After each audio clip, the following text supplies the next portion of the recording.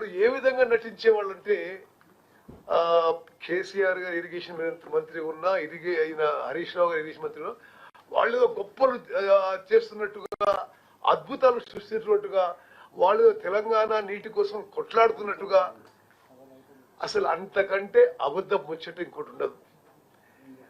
వాళ్ళ అసమర్థత, అవగాహన లోపం, లేక మరి అహంకారమా ఏదో తెలియదు కానీ అన్ని విధాలుగా తెలంగాణలో వాళ్ళ హయాంలో ఇరిగేషన్ శాఖ నీటి కేటాయింపుల్లో తీవ్రమైన నష్టం జరిగింది.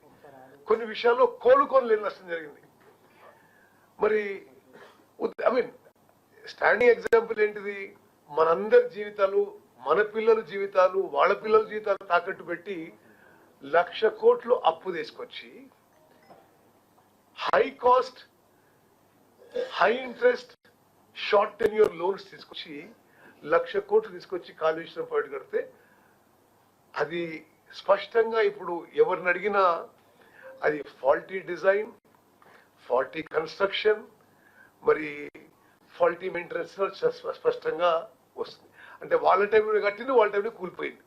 దట్ ఇస్ అ సింబల్ వాళ్ళ యొక్క ఇరిగేషన్ లో వాళ్ళ టైంలో పనితీరుకు అది ప్రతిబింబంగా నేను భావిస్తున్నాను.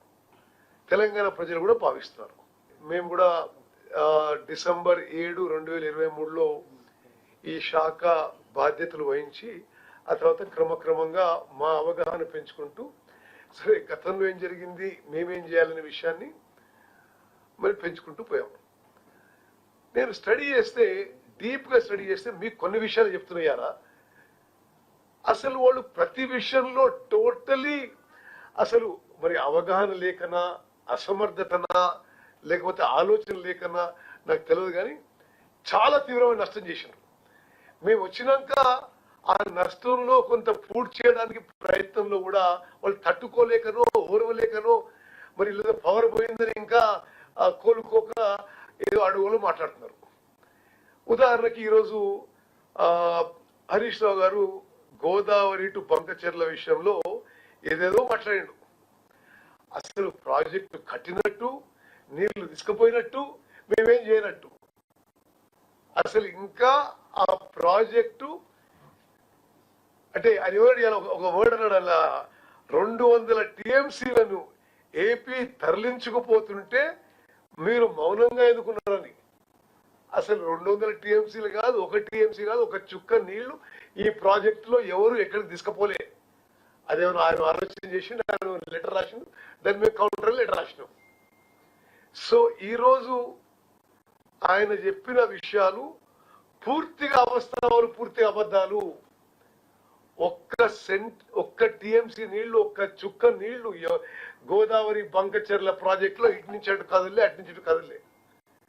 మేము విషయంలో చాలా అలర్ట్ గా ఉన్నాం.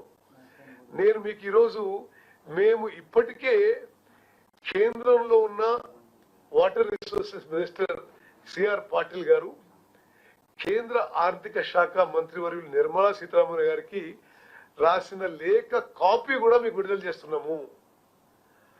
చాలా స్పష్టంగా అందులో సిఆర్ పాటిల్ గారికి ఏం రాసామంటే, వాళ్ళు ఇట్లా ప్రపోజల్ పెట్టినట్టు తెలిసింది. ఆ ప్రపోజల్ వాళ్ళు ఫైనాన్స్ మినిస్ట్రీకి పెట్టారు, ఫైనాన్స్ మినిస్ట్రీ మీకు రాసింది, మీరు KRMB GRMBకి రాశారు.